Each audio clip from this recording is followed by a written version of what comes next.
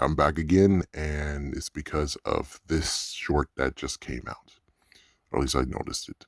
So, yeah, hello, ladies and gentlemen. Anyways, I'm back, and I just want to put some spotlight on what he's saying and extra stuff that he didn't cover, most likely because he doesn't know. Everyone continues to not know, but I'm going to continue in this fight until the truth becomes light. Was the team, and yeah, they definitely had a huge hit where the first one made $827 million, and then the second one made $796 million for two huge hits that also got good reviews. But because Spider-Man 2 made slightly less money than the first movie, Sony was afraid of Sam Raimi's vision, so they wanted to intervene more for Spider-Man 3. When it comes to Spider-Man 3, the reason why they intervene more is not because they're afraid of Sam Raimi's vision. It's more because, and this is thanks to Alvin Sargent in an interview in 2014. It turns out that Sony wanted to end Spider-Man 2 and start a brand new franchise with Spider-Man without Sam Raimi. So because of that, that means that how can you start a new franchise if you still have a franchise? That is when the plot to ruin, to sabotage this franchise has begun. And Sam Raimi originally wanted the character of Vulture to be the main villain in Spider-Man 3 and also cast either Ben Kingsley or John Malkovich for it, but Sony told him no. Of course, you have one good question is that, well, if they were afraid of him and he could have sink his own ship, why in the world would they intervene now and say that, oh, yeah, no, not Vulture, we can go with Sandman? It's very simple. It's because they know what Sam Raimi can do. They know he is capable of making stories. Look at Spider-Man 1 and 2. He did great. So when it comes to Spider-Man 1 and 2, and you're going to allow him to continue to have control with Spider-Man 3 and with Vulture, it most likely would have been a good movie. However, if they're going to tear this movie down, this franchise down, sabotage it so they can start a brand new one, why not continue it and make it to the point where the final one will be a big, amazing finale where they'll get even more money? Not as much more money as they could have done with not doing anything with Sam Raimi, not messing with him, not messing with production, but instead they decided to do it, and they were like, we need to make sure we get as much money as we can from this because once we do this, there's no going back. And also, we need to do one more thing, sabotage Sam Raimi so no one wants to see him with Spider-Man anymore. Instead, Sony put a mandate that the character of Sandman be put in because at the time CGI was getting better and better, so they wanted a character that could emphasize that more than Vulture could. Sam Raimi was actually okay with that idea at first because he liked the idea of Spider-Man 3 being this redemption story where you could make Sandman this sympathetic villain and also at the same time have James Franco go from being a villain to a friend of Peter Parker, so the benefit in that story would be it's a whole thing about redemption. As for what's going on with the new Goblin, which I'm pretty sure it wasn't his, I'll continue to reference this disc. This DVD that I always reference is in Spider-Man 2.1, and you get to see everyone having their own segment, which most likely is what they put into the movie. So when it comes to the new Goblin, it was Laura Zinskin, I believe. It's either Laura Zinskin or Amy Pascal, who was so excited, and I think it was, no, it's Laura Zinskin. She was so excited to have a new Goblin in the movie. So excited. And she can't wait to see what we do with the character next. If you can see my face right now through this mask, you'll see how messed up and disappointed and disgusted that I was when I heard her say that, saw what happened in Spider-Man 3, and then said, did she even watch the movie? Does she even understand what she's saying? Y'all guys should have cut something out of it so that it doesn't sound messed up, being like, oh, well, we didn't know that Harry Osborn would die in the movie, or you didn't know that, but it's like, don't make it high hopes to where I am so unbelievably, I need to throw a chair. And Sony kept on intervening where they wanted the story to Sandman change, where they wanted him to be the one that killed Uncle Ben in the first movie, which was a retcon, and Sam Raimi and Tobey Maguire were both really opposed to it, but they had to do it because of Sony. Like I said, Sony wanted to sabotage this movie. So not only that, but they made sure they added in this part of where they did a retcon in the movie, which most likely would cause issues with fans, which even to this day, I believe it does still cause issues because it's kind of weird Spidey swing, a web swing that was kind of weird, where it's like you don't really need that. And it was just pointless because it, I guess it mixed revenge into the movie, but it was only because Sam Raimi was able to make it kind of work to the point where it doesn't actually work, but at least he tried. That idea was proposed by Sony midway through production. It wasn't actually in the original cut. So for the first fight scene of the movie, they didn't actually plan that for part of the story, and they had to redub Spider-Man's lines to make it seem like that. Right before production began, Sony had another huge mandate, and that's that they said they wanted the character of Venom in it, and that's because Venom was selling toys like crazy, so they wanted that character to be there. Avi Arad was the one who did this. And you can even see a photo of him with, I guess it could have been Toby in the costume. I think it might have been him when he basically said within the whole entire thing that, oh well, that looks like a gimp suit, so no, we got to make a different suit. Which I don't know if that was a power move in a fault of, yes, we wanted to get scrapped. We want this whole franchise to get canceled. But however, we still want Venom in the movie because we're trying to squeeze out as much as we can out of this before we take over, even though it sounds kind of stupid in my opinion. But Avi Arad was completely in love with Venom. He wanted to have a Venom movie since 2006. And well, I guess he was kind of stupid considering what happened in Spider-Man 3, which I think, even though it's weird that he didn't try to intervene more to make it so that Venom survived.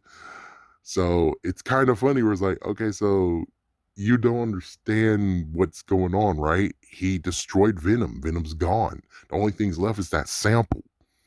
Eddie Brock is dead unless, you try to make a gymnastic stunt being like, oh yeah, Eddie Brock got thrown away by the symbiote.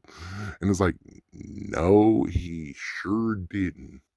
The sad part is, again, I have to say, is within 9 years or so, he got his wish and he got 3 movies of Venom. So he did win in the end, which just always infuriates me. But I guess the good news is that even though it infuriates me that he did win, only one movie was basically good. The other 2 failed. And all of his spin offs that he tried to do failed and were horrible as well. So, and he also lost Spider Man since, MCU get to have Spider Man. So it's bittersweet. And don't forget that this is the same man who said Spider Man is only Peter Parker, no one else. He has nothing, no control or anything of Miles Morales and the franchise of the Spider-Verse. He has no control over that, which makes sense. And I bet he wish he could gloat about it, but we already remember that he wanted Peter Parker and Peter Parker alone being Spider-Man. So he cannot really gloat at it because we already have evidence of saying everything that is contradictory to him actually being okay with this. It's like, yeah, could I have a change of heart? Maybe, but I doubt it. The problem was Venom came out in the 1980s, and when Sam Raimi was a kid, he was reading the Spider-Man comics in the 60s and 70s, so he didn't even know who the character of Venom was and didn't understand it. So as you can see, the messed up issue of Avi Arad is that he didn't understand that Sam Raimi did not get the concept of who Venom was and what is Venom. And maybe they gave him some like little kickstarts of how Venom works, but sadly, it still was horrible to the point of, I'm pretty sure all Venom fans are actually disliking it. They hate that version. They said Topher Grace was casted wrong. They needed a big muscle man. They already had Eddie Brock in the franchise. The only messed up part is that I don't know who, but someone cut Eddie Brock, who was originally casted in the first movie. We don't know who cut him. We have no idea which producer did it, but someone decided to cut him, and thus we don't even have any of his deleted scenes, which to this day, I believe Sony still might have it in their vault. I doubt Sony is stupid enough to delete anything. And if they did delete stuff, how come we got Spider-Man the editor's cut? So I'm pretty sure they don't delete anything. They have it in a vault safe. All we need is just someone who can finally do redacted. Led to one of the most cringe storylines of all time, and apparently Sam Raimi made it so because he was so angry that Sony was making him put Venom in the movie. And Sam Raimi has the right to do it. The only messed up part was that then that means that in total, to make sure that they defame Sam Raimi, they forced him to do things that he did not want to do, and he retaliated. And because of that, that also helped with the part of where, yeah, if he did the scene and everything, and Alvin Sargent just said that it's a flat out musical, not even a movie, they just got in Sam Raimi's way. And because of that, that's where you get the whole thing of they made sure it looked like he is responsible for it versus the ones who made all those requests, which are all of the executives and apparently some idiot, which we'll talk about it in a moment. Sony also demanded they put Bryce Dallas Howard in the movie as Gwen Stacy, even though they did almost nothing with that character, and apparently the reason was Sony just wanted to appease Ron Howard. Now we get into the interesting part of where it seems new evidence come to light, which is interesting, and we could still try to add this into what we already know. When it comes to Gwen Stacy, the reason why she was put in is because Laura Zinskin wanted a love triangle, and she got 2 of them. Now he's saying that Ron Howard was trying to they were buttering him up, so they actually got his daughter in this movie. Which I'm like, huh. So you're saying that Laura Zinskin really wasn't involved with this. But the love triangle happened by some reason, and you said Sony. So basically, it was still Laura Zinskin, but the reason is because it just fits perfectly where she's like, she wanted a love triangle in the movie. They have to get somebody who could actually do it, and it's not Black Cat. So they decided to go with Gwen Stacy, and lo and behold, lucky us, we have Bryce Dallas Howard, who is forced to be put into this movie. Thus, we equal to where there we go. The only weird, crazy part has to be the fact of, why did you make Gwen Stacy a model? The movie made money, but it got bad reviews, and is why they didn't make a 4th one. It got bad reviews. It tarnished Sam Raimi, and they tarnished Tobey Maguire. So it's kind of weird. And the thing is that, no, it's not even the fact of where it got bad reviews. The money is what they cared about the most. So they were still going with Spider-Man 4. They were still doing it. The only messed up part is that they wanted to sabotage it even more. And that's the sad part, that if you don't look, you won't understand. And I'll show you how this plays out. I'll show you. In Spider-Man 4, they were rushing Sam Raimi to make the script and film it in 4 months or less. In a few months, he was supposed to write it, then film it. They never gave him extra time, didn't allow him to refine the script. They just allowed him to rush as fast as they can, because it's like, oh, so you didn't understand that we were trying to tarnish your skills and making sure that everyone hate you.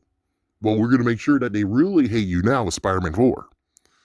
So instead, he tried to go in there. He said, okay, fine, I quit. And he said, oh, thank you for not wasting our time and money.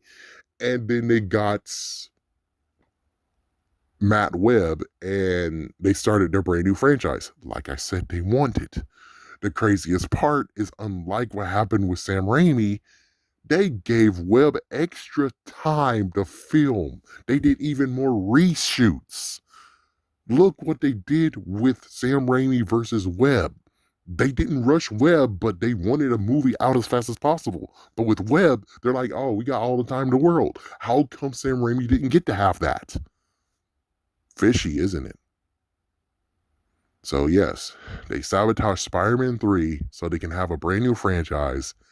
And I think it's just funny justice that in the end they got their franchise, but they found out they don't know how to even do Spider-Man, even though they were close to 2.5 movies in. And then when they saw MCU did it, they wanted to bring it back and say, okay, now we know how to make the movies officially. I think we can go with round two, which even if they did do round two, I still don't think they got an understanding. And notice that with Webb, they needed a puppet, and that's what they got because Webb did not know what exactly he was doing, and everything Avi Arad said, that Laura Zinskin said, that the other person said, that Amy Pascal said, he did everything they wanted him to do because he did not actually have a backbone. Sorry to say that. And he only just did film festivals. So as a director, he is fresh, which means they're able to puppet him and he does whatever they say because he does not have, sorry to say this, but he didn't actually have at that time a backbone. He didn't have time to actually be a director and saying, this is what I want in the movie. No, I don't want to do that. No, I don't want you to do that one either. For him actually just say, okay, fine, I'll do the lizard versus doing what he wanted to do, which is Proto Goblin. So in the end of it all, this movie was ruined because the executives wanted to have all the props, all control, and all of everything else versus allowing the director to get all the praise. Because notice, everyone said for Spider-Man 1 and 2, who did we say did an awesome job? Who did we say? Sam Raimi. No Avi Arad, no Lawrence Zinskin, no third chair who continues, like the executive producer's chair changed every single movie. Every single movie, they didn't have a third executive. The third executive, the chair was always changing every single movie. But Laura Zinskin and Avi Arad, or should I say Avi Arad, I'm not giving him credit, they stayed there and they were the ones that mainly were like, but we deserve to have props. We deserve, it's like, yeah, then go into the director's chair then. And they never did. Laura Zinskin died in 2012. I wouldn't out. What do you guys think about this piece?